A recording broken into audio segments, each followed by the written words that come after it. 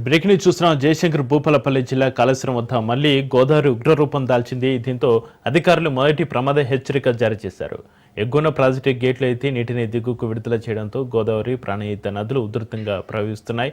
ఇక 12.370 మీటర్ల ఎత్తులో పుష్కర ఘాట్లపై మెట్లపై నుంచి కూడా ఉభయ నదులు ప్రవహిస్తున్నాయి. దీంతో దిగువ మేడిగడ్డ వైపు వరద ప్రవాహం ఉరకలేస్తుంది.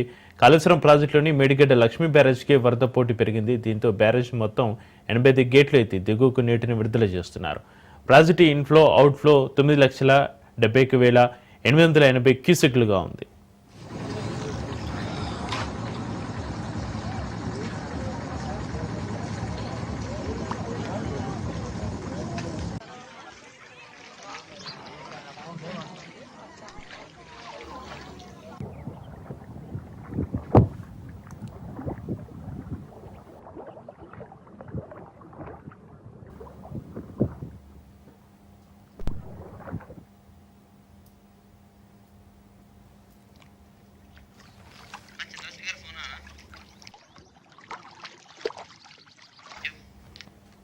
ఇక జయశంకర్ భూపాలపల్లి జిల్లా కాళేశ్వరం వద్ద మళ్లీ గోదావరి ఉగ్రరూపానికి సంబంధించి మరింత సమాచారాన్ని మా ప్రతినిధి చంద్రశేఖర్ ఫోన్ లైన్ అందిస్తారు. చంద్రశేఖర్, జయశంకర్ భూపాలపల్లి జిల్లా కాళేశ్వరం వద్ద మళ్లీ గోదావరి ఉగ్రరూపం దాల్చినట్టుగా తెలుస్తుంది.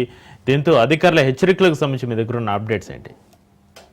చక్రి, ఏదైతే జయశంకర్ భూపాలపల్లి జిల్లా వద్ద ఇటు ఉభయ నదుల్లోకి భారీగా అయితే వరద నీరు చేరుతుంది. ఇటు కాళేశ్వరం వద్ద ప్రస్తుతానికి అధికారులు మొదటి ప్రమాద హెచ్చరిక జారీ చేశారు. కాళేశ్వరం పుష్కర ఘాట్ వద్ద 12.370 మీటర్ల ఎత్తులో అయితే గోదావరి అక్కడ ఉభయ నదులు ప్రవహిస్తున్నాయి. దీంట్లో మేడిగడ్డలోని లక్ష్మీ బ్యారేజ్కి భారీగా వరద నీరు చేరుతుంది. 9,71,880 క్యూసెక్ల వరద నీరు చేరడంతో ఆ బ్యారేజ్ యొక్క 85 గేట్లు ఎత్తివేసి ఆ దిగువ కూడా అంతే మొత్తం 9,71,880 క్యూసెక్ల వరద నీరు అయితే వదులుతున్న పరిస్థితి.